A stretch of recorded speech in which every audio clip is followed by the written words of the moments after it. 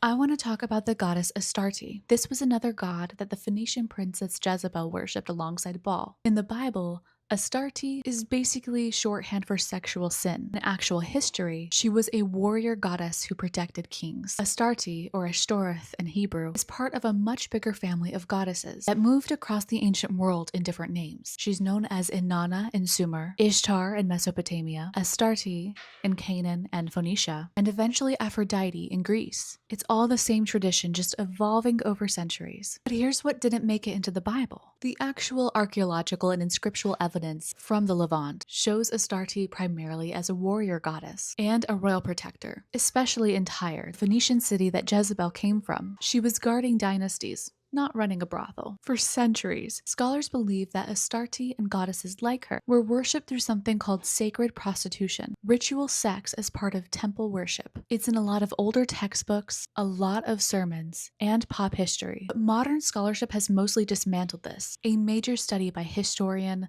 Stephanie Boudin went through the actual evidence, Sumerian, Akkadian, Ugaritic, and the Hebrew texts, and found essentially nothing to support that. The theory traces back largely to Greek writers, like Herodotus, misdescribing foreign customs that they simply didn't understand, mixed with biblical writers using sex as a metaphor. Worshipping another god gets called whoring, something that later readers took literally instead of symbolically. So the goddess got slandered just the way the humans did that worshipped her. It was a real religious tradition, and it got ran through a sexual shame lens by writers who wanted it gone.